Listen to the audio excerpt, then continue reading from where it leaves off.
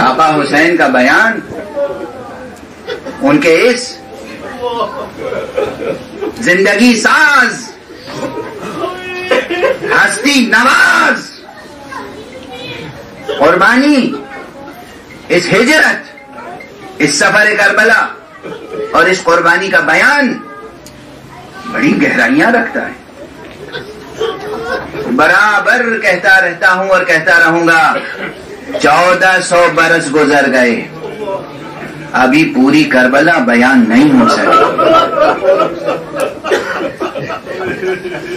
یہ کوئی خطیبانہ مبالغہ نہیں ہے، یہ کوئی خطیبانہ مبالغہ نہیں ہے۔ 1400 برس ہو گئے، ابھی پوری کربلا بیان نہیں۔ حسین جب مدینے سے چلے ہیں تو خود یہ سفر حسین، آغاز سفر حسین کی شرح کروں تو 10 دن چاہیے کم سے کم۔ مورخین نے خیانتیں کی ہیں، چاہنے والوں سے کہیں ایجاز اور کہیں اجمال اور کہیں خوف اور کہیں دوسرے عوامل کی بنا پر بیان کا حق ادا نہیں ہو سکا۔ اس لیے اب بھی لوگوں میں بہت ابہام ہے، بہت سی باتیں لوگوں کو معلوم نہیں، اور جو بیان ہوتی ہیں باتیں وہ اس طرح بیان ہوتی ہیں کہ اس میں بہت سی باتیں رہ جاتی ہیں۔ آقا حسین رات کے پردے میں چھپ کر مدینے سے نہیں نکلے تھے،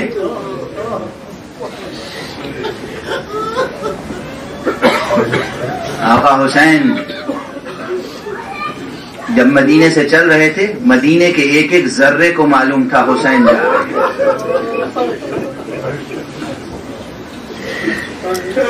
مدینے کے گورنر کو بھی معلوم تھا حسین جا رہے ہیں، حسین کے دشمنوں کو بھی معلوم تھا حسین مدینے سے جا رہے ہیں، حسین کے دوستوں کو بھی معلوم تھا حسین مدینے سے جا رہے ہیں، سب کو معلوم تھا۔ اب ظاہر ہے یہ بیان تفصیل چاہتا ہے، لیکن دامن وقت میں گنجائش نہیں ہے۔ آپ مطالعہ کیجئے گا اور سوچتے رہیے۔ اور جب چلے ہیں آقا تو شاہراہ عام سے مکے کے لیے گئے ہیں، مکے تک، مدینے سے مکے تک جو عام راستہ تھا اسی پر تشریف لے گئے، کوئی ایسا راستہ اختیار نہیں کیا جو مخفی راستہ ہو۔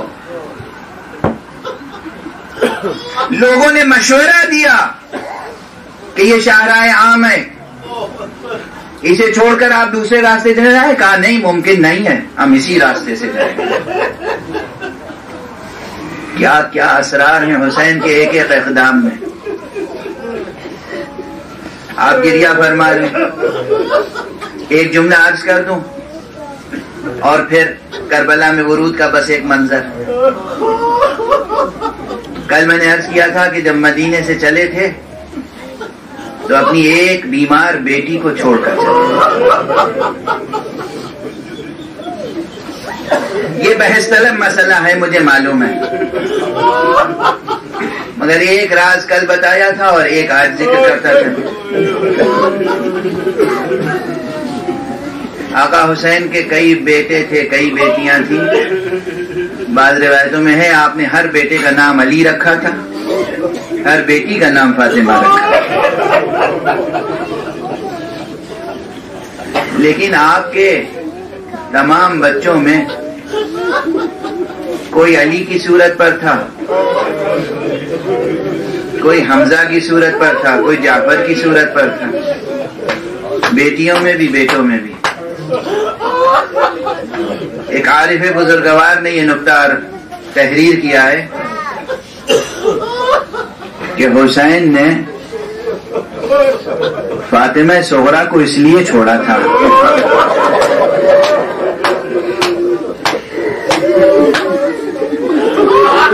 کہ فاطمہ ہو بہو فاطمہ زہرا کی شبیہ۔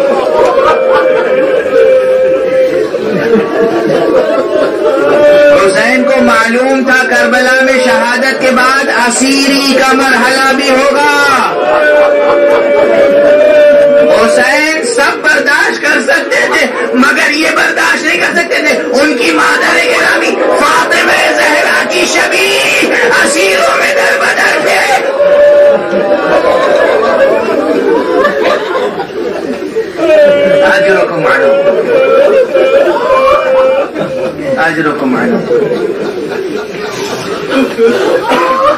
نے مدینہ چھوڑا.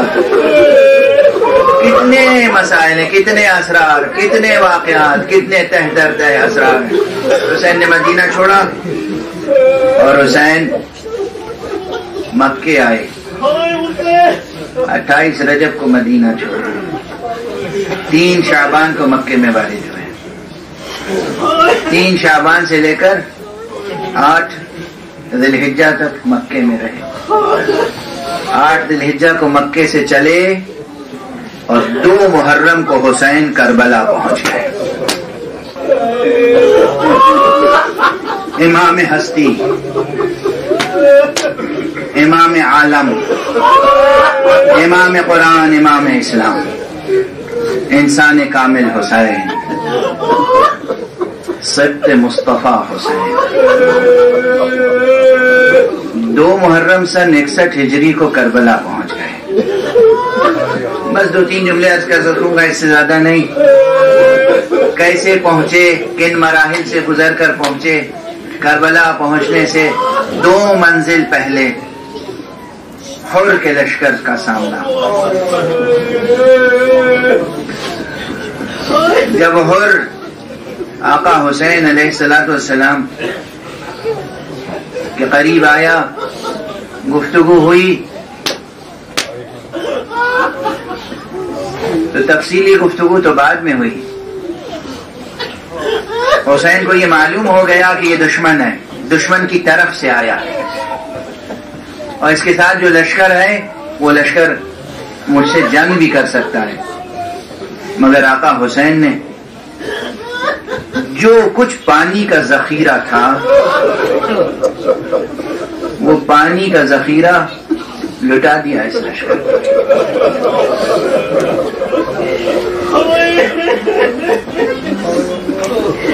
ہماری روحیں، ہمارے جسم، ہمارا وجود قربان ہو جائے اس وقت. ایک جملہ کہوں، یہ مبالغہ نہیں ہے.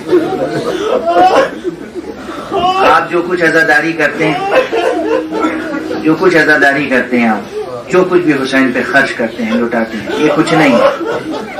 ہم سب ریزہ ریزہ ہو کر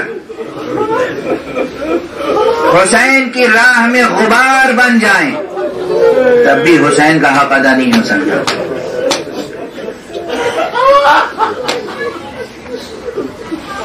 ہم سب کے سب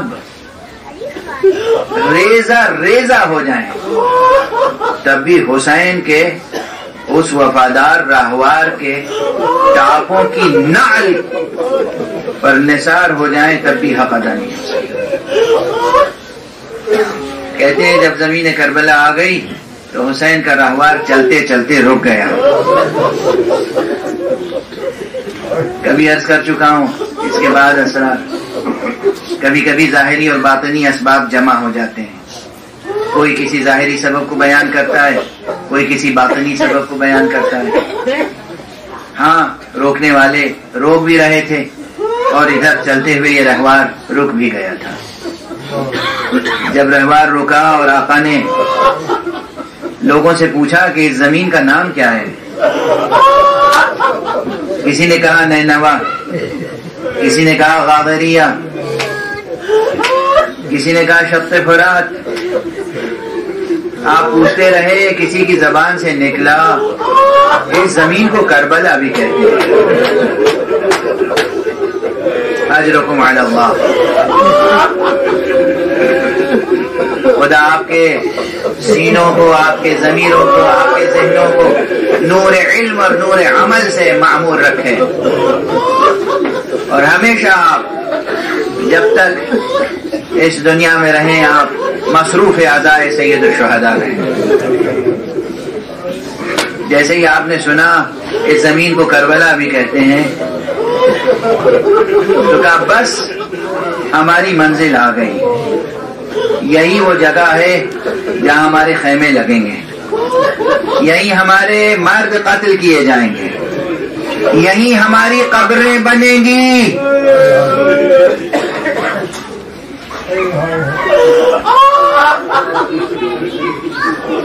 آپ تڑپ تڑپ کے گریا کر رہے ہیں. بس میں 2 جملہ کہہ دوں اور گفتگو کو تمام کر دوں.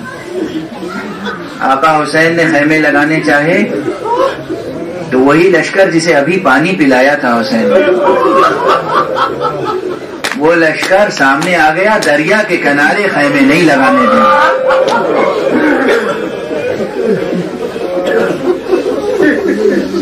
دریا کے کنارے خیمے نہیں لگانے دیں گے، دریا سے دور. ادھر یہ بات سامنے آئی، زہیر قین نے آستین الٹی اور زہیر قین نے کہا آقا اجازت دیں، ابھی یہ بہت تھوڑا سا لشکر ہے، ابھی ہم اس کا مقابلہ کر سکتے ہیں، اس کے بعد جو لشکر آئے گا اس کا مقابلہ بہت دشوار ہوگا.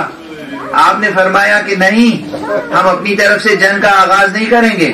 اور اس کے بعد بعض عرفا نے ذکر کیا ہے، آقا حسین کو جیسے خیال ہوا کہ کہیں ایسا نہ ہو عباس زہیر کا ساتھ دینے کے لیے کھڑے ہو جائیں.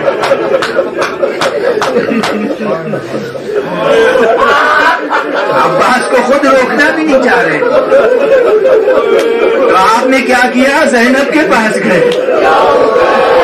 بہن زینب، تمہیں تو معلوم ہے نا ہم کس مقصد سے کربلا آئے ہیں.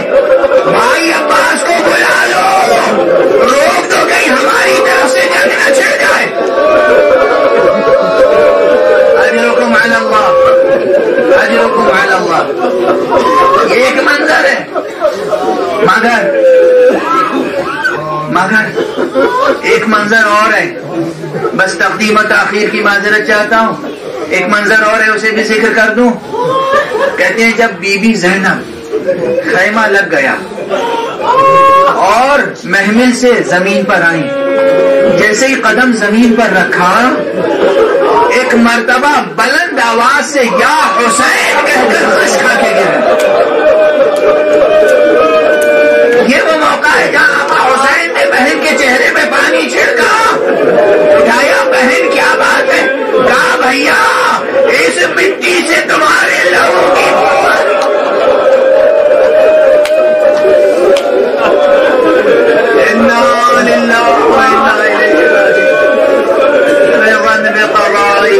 وتسليما لأمره إنا لله وإنا إليه راجعون رضا بقضائه وتسليما لأمره إنا لله وإنا إليه راجعون رضا بقضائه وتسليما لأمره. پروردگار ہمیں علوم قرآن اور معارف اہل بیت سے آشنا فرما. پروردگار ملت اسلامیہ کو تہذیب آل محمد کے سانچے میں ڈھال دے. پروردگار اس دنیا میں بے چینیاں ہیں، بے امنیاں ہیں. پروردگار امن و عافیت کے نقیب، ہمارے مستقبل کے ضامن اپنے ولی آخر کو اذن ظہور عطا فرما اور ان کے ہاتھوں سے اپنی رحمت و رافت و عدالت کا پرچم لہرا. ماتم حسین.